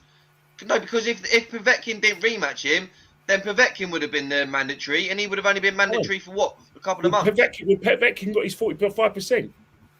I bet you would Povetkin get insulted with 20%. I doubt he would. Yeah, but Ken, what means more, money or the world titles? To me, as a pure boxing fan, it'd be a world title. And then once he wins the world title, he can make as much money as he wants because he's going to have the upper hand. You've got a mandatory situation, right, where Tyson Fury's got to fight Dillian White, and then you've got the president of WBC saying, "Oh, you don't have to fight the mandatory if you don't want to. Fight who you want. We won't take your title, Tyson. Come on, where is it? I mean, you've got to go post. Why didn't he just call his bluff though? I think Spencer Fearon said it. Why don't Dillian White say, okay, I'll take the 20%, and if Fury then says no, then he fights someone else for the world title when Fury vacates. At the end of the day, Dillian White is a nobody to Tyson Fury. And that ain't my words because I love Dillian White. But look at Tyson Fury's head, the WBC's head, Frank Warren's head. Apparently he made 300,000 in his last fight, Dillian White. Tyson Fury made probably about... No, Tyson Fury probably made 10 to 50 million. 20% of this fight, Ken, he's going to be making more money than he's probably made anyway. It doesn't say he got pennies for his last fight. No, but Ken, and he doesn't say that in the rules. Ken, no, but what I'm saying, Ken, is Dillian White's probably going to make more money in this fight than what he got for Povetkin, so that's a bonus. Then on top of that, you're getting a world title shot. Just take it, because if you win that and you dare to be great, the money will follow after that, Ken, because you're going to have bigger fights. You're going to have the rematch. You're going to make 4 times the amount you made this fight. Is a point of information on why it's gone into arbitration, because this is not the first time. This is not dealing with. He's going to lose this fight. He's going to lose this opportunity. Yeah, but hang on here. Don't move the goalpost. Stop. Get the rule book. Go to a lawyer. Change the rules. Don't write the rule book and then move it on because your favourite fighter. You want to reward your favourite fighter for winning the world title and defending his title. Mate, Ken, I believe every fighter deserves as much money as they can get. Every fighter deserves every penny they can get. It's a brutal sport. If you're butting your head against the brick wall, get 20%. You should get more than 20%. Ken, if I waited 4 years for a world title shot, I wouldn't be fighting it and making it drag on longer, making it go on. Sometimes you just got to take what's in front of you. Stop having interim champions and rip up the wall. Ken, we could go into the mess of this sport all night, mate. We've talked about the titles, especially the WBC. These guys throw championships all over the place. So look, let's not get started about it. But what I'm saying, as Dillian, I love Dillian. Just take it. Look, they need to sort it out, Ken. They need to sort it out. That is true. Needs to get off. We need a new president. We need an impartial president of the WBC because Suleiman is not impartial. It's clear that the rule book says if you don't defend your title, you get it stripped. But this guy is not going to defend his title.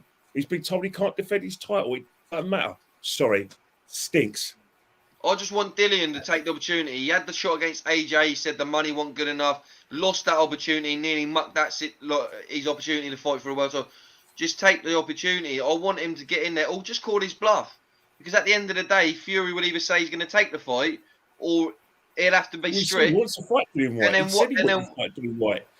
My problem is not Fury. My problem is Suleiman and Frank Warren. They're my problem. Fury, Right. respectful. He's not the one. He's not the money The one. voice of reason. We discussed this on Sunday, Ken. I know. You might remember.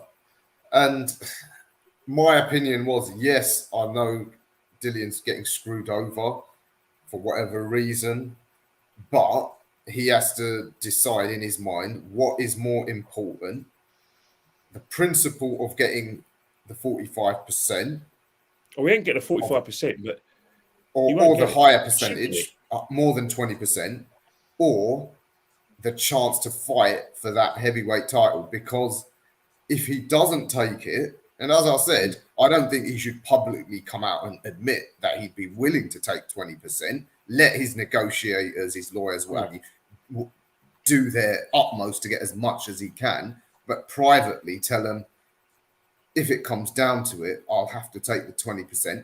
Why? Because Fury's got that track record of being unreliable and not going ahead with fights.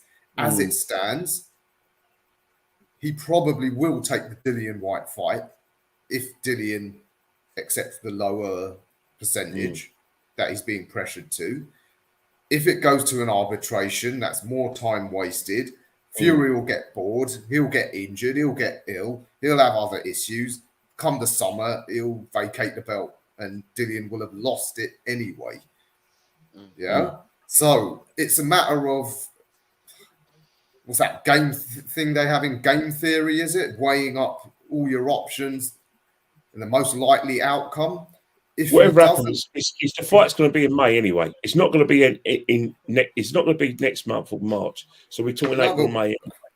Frank Warren did an interview with IFL yesterday, and he said Fury wants to fight March 26th, and he said that's the date we're targeting, whether it's White or not.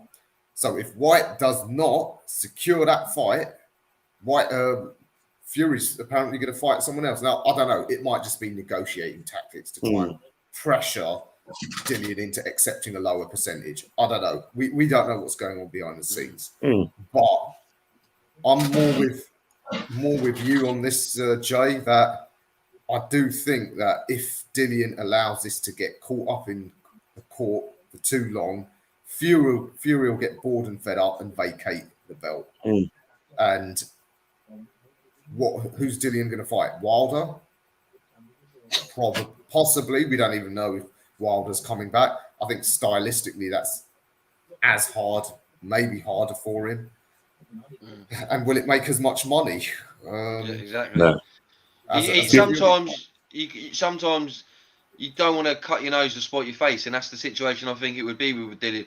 Look, the boxing world isn't fair, Ken. We all know that. Life isn't fair, and sometimes you just got to roll with the dices and roll with the punches as well. And he's been given an opportunity to fight for the world title, which has been difficult enough for himself. It's not like he's just got it. He's gone through a long struggle, and sometimes you just got to take what you can take. And if he wins, Ken, the possibilities and the opportunities for Dillian White will be so huge that it'd be worth it. Even if he loses and his stock goes up, look at Deontay Wilder. There's so many good possibilities. You got to sometimes think about, look, it ain't gone my way this time, but I've got an opportunity. You got to take a positive out of a negative sometimes. And I would say, look, I've got an opportunity to fight for the world title. And as Ralph said, the chances are it's 50-50 with Fury. You could get down into the fight being announced and you're in camp and then the fight don't happen. So, look, all I would say is take the 20% and you could come out in a better position where, like you say, the fight with Fury don't go ahead, he could end up fighting someone else, and he could end up being, I don't know, maybe a more favourable fight to win the world title, maybe. If I was Dillian White, I'll take the 20%, but I want a percentage of the TV sales and the ticket sales, because let me tell you something there. Tyson Fury is no AJ in this country. He couldn't. There's only two fighters that will get Tyson Fury big money in terms of ticket sales, and we just talked about this one. And the other one's Anthony Joshua. So if I was Dillian White, if you're setting the 20%, fine, but don't be a pork chop and don't negotiate cheap part of the pay-per-view money and the ticket sales. Because trust me, right, Tyson Fury would not get a stadium fight without you or any Joshua. That'd be my advice. Absolutely, there's no doubt. Dillian would sell that fight hugely, and of course. he does deserve a much higher percentage than 20%. But will he get it? I mean, look, this business, as you said, it's always been unfair. It's always been dirty. Fighters getting screwed over. I think it's more Bob Arum than Frank Warren, to be honest. I think It could be, because he was a loyal one, Bob Arum. He knows all the loopholes. He's going to... That's what I was trying to say to you, Ken. I agree with you in the sense of, in the rightness of the right thing to do, Dillian deserves a bit more. But they're going to find loopholes. They're going to say, look, he's only been interim since he last beat Povetkin. The last mandatory of 1,000 days ended when he lost. They're going to find loopholes. It's not right. It's not fair. But at the end of the day, he's still got that opportunity, because like Ra said, if Fury backs out of the fight or something could happen where he gets bored and takes another fight, Dillian White's a fighting man. That's why he fought Povetkin. Is Dillian then going to go into another big fight, pick that mandatory up for a risk, and then lose again? Because that could possibly happen, because he's not going to sit around for 6 to 9 months not fighting anyone. So whoever Dillian fights next, it's going to be, if it's not for the world title, it's going to be for his mandatory position. So he could lose that. We saw it against Povetkin. So before things get more messy, I would just say take it, see what happens, and go from there. I think it will, because I know there was a podcast between, with Michelle Joy Phelps, and I think there's another commentator as well.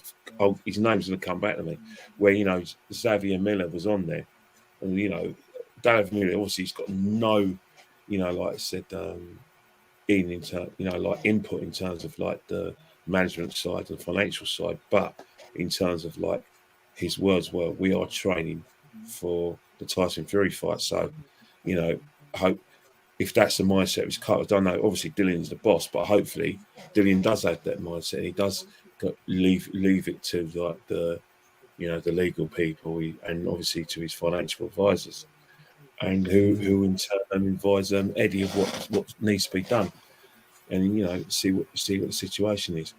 Otherwise, right, Ken, we're going to be left with Tyson Fury versus Hellenius, and we don't really want that, do we? Oh yeah, I'm not having that. we don't really want that fight. So yeah, but I think what's happening is that there's so much things that need to be discussed. Obviously, is it going to be on BT Sport? Is it going to be on Sky? It'd be on BT. If he fought Dillian White, it'd be on BT Sport. I'm pretty adamant that'd be the case. That's it depends on them who gets who wins, isn't it? Eddie Hearn could bid. Eddie Hearn or Sky could put in a bid that could beat BT. Remember, BT Sport are trying to sell their rights to anyone who will have them. Yeah, no, that's true, Ken. Look, one last point, gents, that I want to get onto before we go. Teofimo Lopez says he's moving up in weight. He's going to become undisputed champion again. I know there's a lot of controversy whether he was undisputed at 135, but look, going up to 140. Obviously, we've got Jack Catterall versus the undisputed champion, Josh Taylor, and obviously I think Teofimo probably would be looking at maybe fighting a world title eliminator, or maybe he might even, you never know in boxing, get in line to fight the winner of that fight. Are you two excited? I'll go with you, Ra, of seeing T.O. up at 140 when he returns. Yeah, of course, you've got to be excited. As for how well he'll do, you know what? After losing to Kambosos, there's serious question marks about him, because the question is, was his win against Lomachenko a fluke? We don't know, because he has had a couple of other good top-level wins, the Commie win for a start. But if you're talking about, so-called Four Kings, and when you're talking about greatness, there's serious question marks now, I think. Not just him, at least 3 of the other 4, I think there's question marks as well. But he dined out on that one win against Lomachenko for too long. Came up short against Kambosos, getting put on his ass for good measure. Question is, was the Lomachenko win a fluke? He was never keen to rematch him. And now he's got some serious questions to answer at 140, where he ain't going to have a size advantage. Yes. So at lightweight, he had a big size advantage. He was a huge lightweight. Now you go up against a Regis Prograis or not Baranchik, Zepeda, someone like that. or even Ramirez, who Taylor beat. Let's see then how good you are now. So he's got a lot of questions answered. But yeah, of course, it's going to be exciting.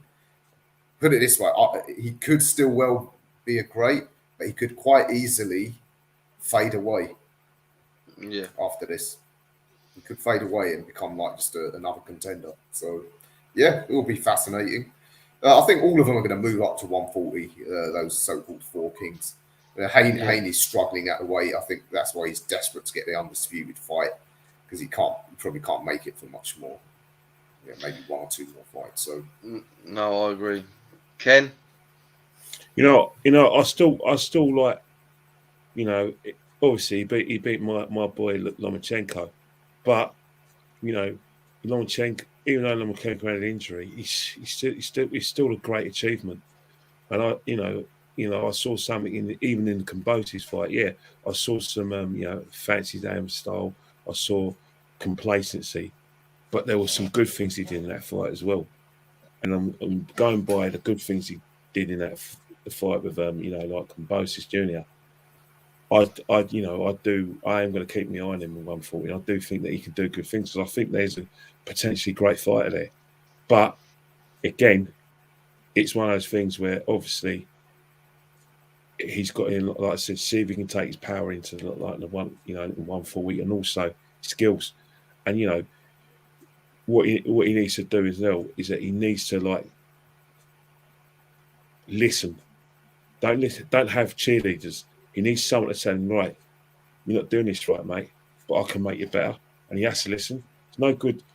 I hear what his father did, and I respect his father did, because sometimes you've got to tell them they're doing well, because boxers don't, mentally can't cope when they're in a fight that they're behind, blah, blah, blah.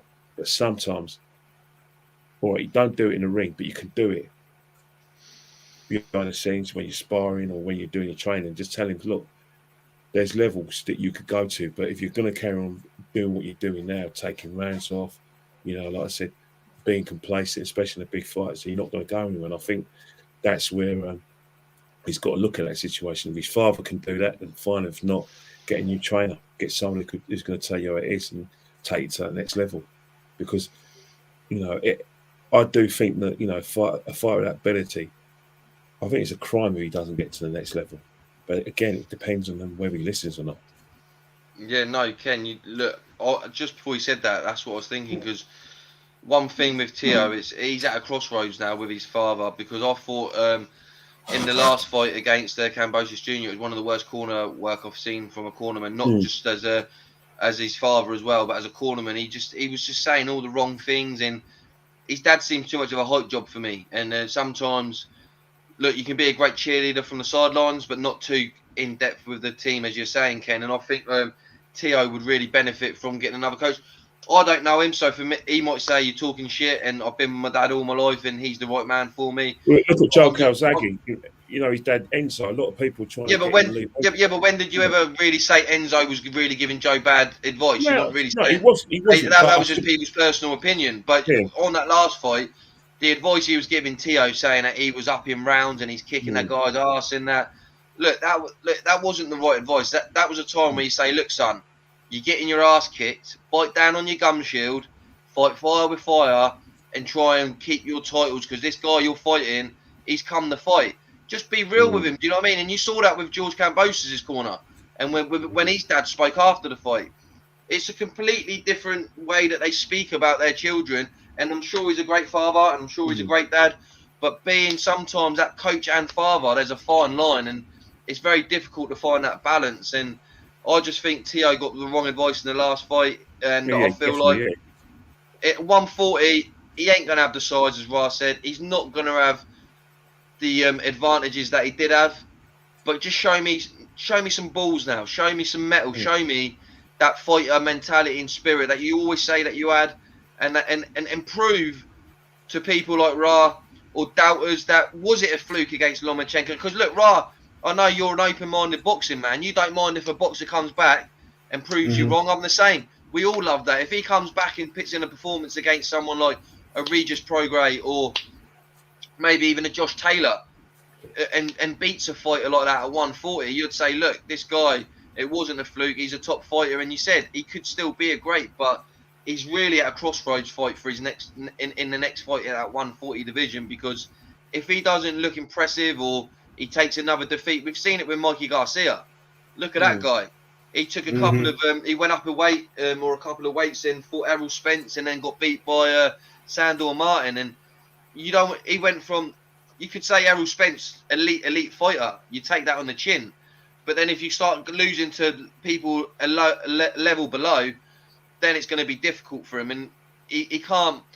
I wouldn't fight a Regis Prograis at 140. I don't know what you guys would say. Someone at that level, I would probably look at someone maybe between the world level and European level.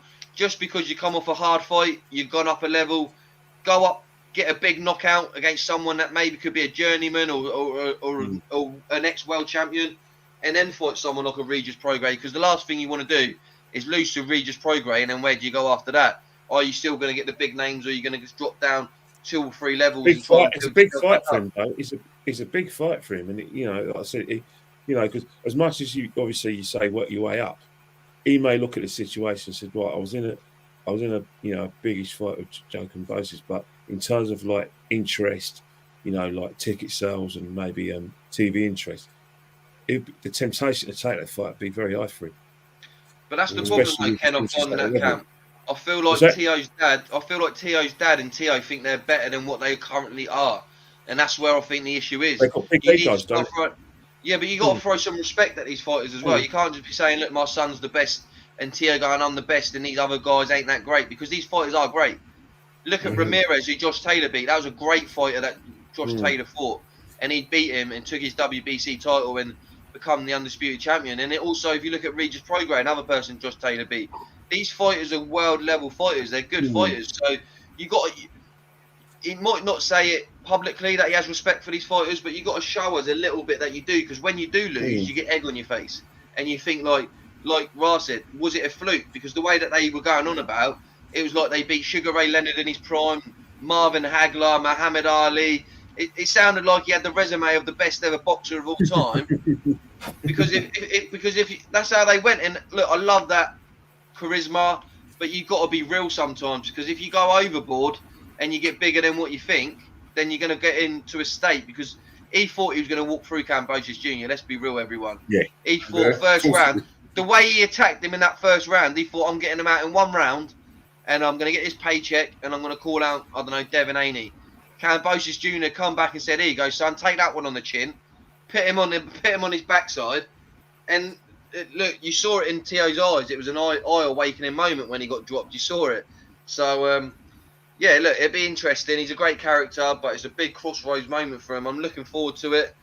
Josh Taylor might go to 147. We never know, but there could be a big fight in the future. But look, guys, it's been absolutely a pleasure talking boxing with you. Every week I'm going to be doing a show, every week now for 2022.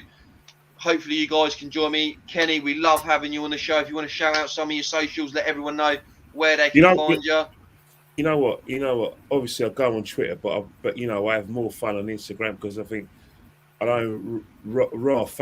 sometimes you've got to buy not being a gooner, because there's so much dog shit on Arsenal Twitter. There are so many pork chops on there who talk absolute bollocks about football, about life, and about. Ken, it's actually quite nice. An Arsenal fan saying Arsenal fans talk bollocks, ain't it, right? Yeah, I'm actually funny. What I'm trying to say is that I'm one of those people, right? I love Arsenal, but I want Arsenal to be the best. I'm not good. You're not going to catch me going like a pork chop and start saying, "Oh, we're the best thing in sliced breast," when we finished 8th for the last 2 seasons. We have won the league for 17 years. If you want a pork chop, I ain't a pork chop. You guys, you're paying the price for the way Arsenal were marketed to the Islington crowd. Yeah. So that's the sort of fan base you've now got. So enjoy. The thing about it is that you've got a lot of people, right, who get likes and follows by saying, who go on like, back. You remember when we were kids? We all agree Arsenal are magic, Liverpool are tragic, Tottenham are tragic. Come on, we're big grown men. come on, debate about the club and be Ken, able to say, just doing this well, we're enjoy not doing it where well. Arsenal are at the moment. It's been a while since you've been where you are and have been on a great bit of form. I didn't realise that. That the season's over and I've got to renew my season ticket in January. No, but at the moment things are okay, and you're in a better position than you were 6 months ago and a year ago. So look, it's not all bad. Please? Can we wait till May, please? No, we can't wait till May. But I'm just saying, at the moment, have a bit of confidence in your team, and you're playing well. Look, I'm a Man United fan. We ain't doing too great at the moment either. So but you just last gotta season appreciate where you are. Last season, the season before, guess who had to listen to Beethoven's music on a Tuesday and a Wednesday? It weren't us. It was you. Yeah, no, that's true. And but look, Ra's there in the middle, Tottenham fan. Look, it can't get more embarrassing than being kicked out of the Conference League, can it, Ra? Getting kicked out without even playing your last game of the group game. Did you say the Conference League? Yeah, Europa Conference League it's called, isn't it? Well, they got thrown out. Yeah, that's what I mean. I said, hey, can you get any more embarrassing than that, Ken? Getting thrown out of like I said, we've learned to just be shameless now. Yeah, that's what it's got to that point. Yeah. No, you're doing well. I wish Man United had your manager. I think Tottenham, out of the three of our clubs, are looking the more promising. Did you see the game against Chelsea? Did you see that game against Chelsea? Yeah, but Chelsea can turn over anyone, Ken, on their day. Chelsea's one of them teams where, but they're European champions, Ken. You watched the game. You watched the game. I'll see it. I'll see it. The away end. Look, it was a disappointment. Look, Ken, it was a disappointing performance by Tottenham, but in the league, they're doing well, aren't they? Conte, 7 games unbeaten. Performance by Spurs. Yeah, we've got a couple of games in hand. I bet you did. Well within. You know, if you beat us, you go above us, don't you? If you beat us next week, you go above us. Yeah. And I think they will, Ken. I think they will. I'm not trying to wind you up, Ken. I think Tottenham will win that game. Well, Harry Kane always scores against Arsenal, and they always lose at the Emirates, so it wouldn't surprise me. Yeah, I see Harry Kane scoring 2. Lucas Moura getting on the score sheet. He's been on a bit of form. 3-1 Tottenham. That's my prediction, people. So if you want to put a bet on out there, Tottenham 3-1, Harry Kane double, Lucas Moura, and also I think that Bukayo Saka will get the goal for Arsenal. So yeah, if you want to throw on. Very kind. I reckon you'll go 1-0 up, Ken. I reckon you'll go 1-0 up within the first 10 minutes. Harry Kane will score 2 minutes later. Harry Kane will score again before half time, and then Moura will do the finishing act about 70th minute into the second half. I need to watch the game or try and get a ticket for the game because the game's already been played. It has. It's done. It's done and dusted. It's done and dusted. You know the outcome already. Yeah, we'll let everyone know in a couple of weeks. But Ken, where can everyone find you on Instagram? At Kenny Ken 1972. Yeah, check it out for the Arsenal Gunners rant. Ken's always on there, letting us all know what's going wrong at Arsenal, what he wants to see improving with his team, and we love that passion, Ken. We love that about you. So yeah, keep it going, and everyone, please check Kenny out. He always got good content on there, and he's always going to make you smile. So that's the main thing. And Ra doing stuff in the boxing world. I call him the scientist because he breaks down fights and fighters in great detail, and I always love speaking to him. And Ra, where can everyone check you out? Because you're doing stuff at the moment, and I'm really looking forward to it. Put it in the chat. It's Ra_Hokum. Getting interviews with fighters, fight personalities, a lot of grassroots stuff. So yeah, fans of boxing, check it out. Check out the interviews. Start learning about some of these upcoming fighters. Had a busy day today. Went to the Peacock, went to Hoddesdon Boxing Club. It's a couple of novices who are about to make their pro debut in February. So yeah, get to know them. They might be stars of the future. So. Yeah, love it. And we love that with the grassroots fighters. As Ra said, they could be the future world champions, and everyone needs to get behind the grassroots fighters. And I love that. It's a great passion of mine. Me and Joe talk about it all the time. The amateurs is where it all starts. And yeah, everyone, check Kenny out, check Ra out, check me out, JLB on Instagram, check out Joe Pugh as well. Subscribe to Pep Talk Boys, and look, every week I'm going to be here talking boxing news, whatever's going on in the boxing world that week and in the future. I'm going to try and get these guys on most weeks as well. I'm going to try and get some fighters on. Been talking to loads of fighters, so we get guests on each week. this is the first of many for this year. It's been a pleasure, Ra. It's been a pleasure, Kenny. And we'll see you very soon. As always, gents. Up the Arsenal. Up the Arsenal. We're gonna need some like big fights. You know, Sky, boxer, Shalom, pull your finger out. Frank, pull your finger out. Eddie, pull your finger out. Let's have some competitive fights. Let's 2022 be a great year, and hopefully we'll have an undisputed in 2023. I don't know who it could be, but don't rule out Anthony Joshua, because he's a 2-time world champion, and let's see, we could get a shock. And that's it. Forward to it. Cheers, everybody. It's been absolutely fantastic. That's Left, Right, good night, and we'll see you soon. Cheers, gents. Thank you. Cheers, guys. Thank you. All right, guys. Thanks, Edmund. Hey, is Death in Paradise on? Death in Paradise. Go on, Ken. You crack me up. Go I'll get see you later. Death in Paradise. Thanks for having me on, mate. That's right. Anytime, mate. Speak soon. Bye-bye. You too.